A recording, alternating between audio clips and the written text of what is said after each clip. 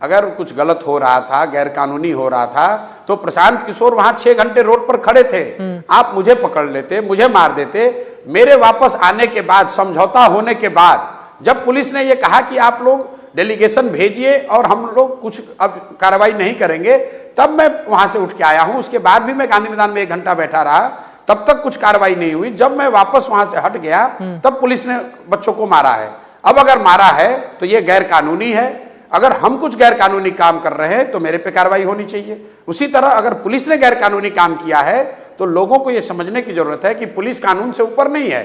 किसी भी कानून में पुलिस को यह अधिकार नहीं है कि वो किसी सिटीजन पे, किसी नागरिक पर लाठी चलाए। इसलिए हम लोग जाकर उन पे एफआईआर करेंगे, मानवाधिकार आयोग में भी जाएंगे, क्योंकि अफसरों को भी ये समझना होगा कि ये उनकी मनमानी नहीं चल सकती है कि आपको जब मन हुआ लाठी उठाया, किसी को मार दिया, ये चलने नहीं दिया जा सकता है। और विरोध इसी बात का है। जिस तरह बिहार में लालू के राज में कभी अपराधियों का राज चलता था, उसी तरह नीतीश कुमार के गलती से पूरे राज्य को अधिकारी चला रहे हैं और जो मन हो रहा है वो कर रहे हैं। इसकी इजाजत नहीं दी जा सकती है। देखिए, नीतीश कुमार चुप इसलिए हैं कि अब उनके राजनीति का पटाक्षेप होने वाला है। साल का अंतिम दौर, उनके राजनीतिक कैरियर का अंतिम दौर है। साल भर किसी तरह अपने गद्दी को बचा लें, एक अन्य मार्ग को बचा लें, उसका आनंद और लुफ्त उठा लें। जहाँ तक जदयू के लोगों का सवाल है, मैं किशोर हूँ कि वयस्क हूँ, उनको अपना झांक कर देख लेना चाहिए कि 2015 में उनके नीतीश कुमार की जब नैया डूब रही थी तो इसी किशोर ने उस नैया को पार लगाया था, वरना अभी तक संन्यास लेकर कहीं भजन गा रहे होते। तो खैर, मुझे उनके सर्टिफिकेट की ज़रूरत नहीं है। मैं किशोर हूँ, ठीक हूँ।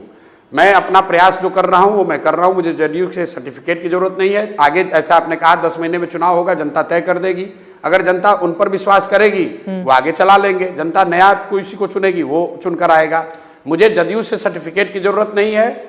मेरा ये कहना है कि अगर जदयू के लीडर ये कह रहे हैं कि छात्रों पर लाठी चार्ज करना जायज है, तो कैमरे पर आकर कहे इस बात को कि छात्रों को लाठी से मारा जाना चाहिए, तो उनको पता चल जाएगा कि कौन सही है कौन गलत है। अफसरों के कंधे पर रखकर बंदूक क्यों चला रहे हो भाई? सुनिए जी, ऐसा है, अफसरों के कंधे पर रखकर बंदूक क्यों चला रहे हो? अगर जदयू के नेताओं में हिम्मत है तो कैमरे पर आए और ये कहे कि हाँ भाई लाठी चलना चाहिए बच्चों पर। भाई ऐसा है, तेजस्वी यादव यहाँ लीडर ऑफ ऑपोजिशन हैं और सरकार के बाद राजनीतिक तौर पर सबसे प्रमुख आवाज उनकी होनी चाहिए। आप लोग मीडिया के से उनसे पूछिए कि 15 दिनों में, 13 दिनों में छात्रों के आंदोलन में कितने 15 मिनट भी क्या तेजस्वी यादव ने लगाए हैं? क्या एक बार भी छात्रों से मिलने गए? क्या वहाँ धरने स्थल पर जो छात्र बैठे हैं उनके खाने की, रहने की चिंता की? क्या उन बच्चों के बीमार होने पर उनके इलाज के लिए कुछ सोचा? जब आप ऑपोजिशन ऑफ लीडर हैं, लीडर ऑफ ऑपोजिशन हैं और आप इतनी बड़ी घटना पर कुछ बोल ही नहीं रहे हैं, इसलिए नहीं बोल रहे हैं कि जो सत्ता में बैठे हुए आपके चचा हैं, उनके साथ बैठकर आप सरकार चला रहे थे।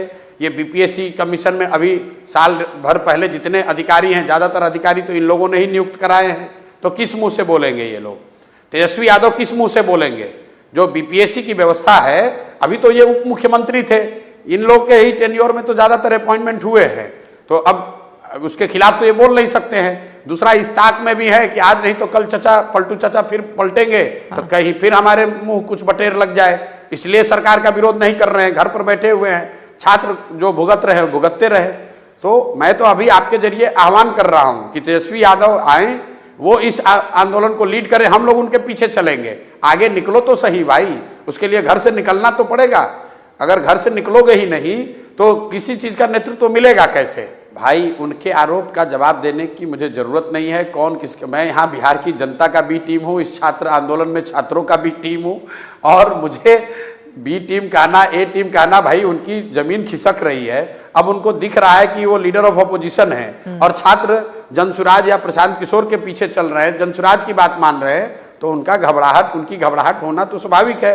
वो बेचारे आगे पीछे उनको समझ में नहीं आ रहा है तो कुछ से कुछ बोल। आपने बहुत अच्छी बात कही कि सत्ता और विपक्ष दोनों ही हम लोग को आरोप लगा रहा है, गाली दे रहा है। क्यों दे रहा है? क्योंकि बिहार में सत्ता पक्ष और विपक्ष दोनों ही एक ही थाली के चट्टे बट्टे हैं। नीतीश कुमार आधा 2 साल तेजस्वी के साथ सरकार चलाते हैं, राजद के साथ, फिर 2.5 साल भाजपा के साथ चलाते हैं। तो ये जो दोनों हैं, भाजपा और तेजस्वी, ये इस ताक में रहते हैं कि नीतीश कुमार किसके साथ हो जाएं ताकि हम सत्ता में आ जाएं। इसीलिए ये लोग की आपस में मिली भगत बनी रहती है कि कुछ भी हो नीतीश कुमार अपना बना रहे और हम लोग को उसमें बारी बारी से मौका मिलता रहे, हम लोग सरकार का हिस्सा बने रहें। इसी पिछले 4 साल में तेजस्वी भी उप मुख्यमंत्री रहे और भाजपाई भी उप मुख्यमंत्री रहे। नीतीश कुमार मुख्यमंत्री है और बाकी ये लोग का पारी से नंबर आता रहता है। तो अगला पारी किसका आ जाए, किसको नंबर मिल जाए, इसी ताक में ये लोग सत्ता के खिलाफ नहीं बोलते हैं, विपक्ष की भूमिका अदा नहीं करते हैं। अब जनता की आवाज कोई उठा रहा है, कोई बोल रहा है, तो स्वाभाविक है कि इन तीनों लोगों को परेशानी होगी। नीतीश कुमार के स्पष्टता को पूरे देश ने देखा है। नीतीश कुमार के कहने की अगर कोई वैल्यू रहती तो ये नीतीश कुमार 2014 में बिहार विधानसभा में इनका वक्तव्य है कि मैं मिट्टी में मिल जाऊंगा, भाजपा से नहीं मिलूंगा। उसके बाद 3 बार भाजपा को 2 बार छोड़ा, 2 बार मिले। ये तो हर 6 महीने साल भर पर अपनी राजनीतिक सुविधा के अनुसार पलटते रहे, आगे भी पलटते रहेंगे।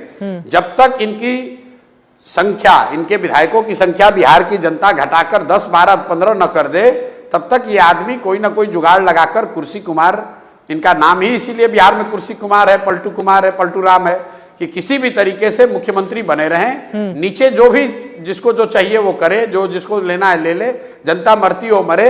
और इसी मैंने आपको एक बार पहले भी इंटरव्यू में कहा था कि नीतीश कुमार ही पलटू राम नहीं है। नीतीश कुमार पलट पा रहे हैं, इसलिए पलट पा रहे हैं कि यहाँ पर भाजपा और तेजस्वी यादव भी पलटू राम है। जिस तेजस्वी यादव ने कहा कि कुछ भी हो जाएगा मैं नीतीश के साथ नहीं जाऊंगा, उप मुख्यमंत्री का चेयर दिखा तो उलट के वही नीतीश कुमार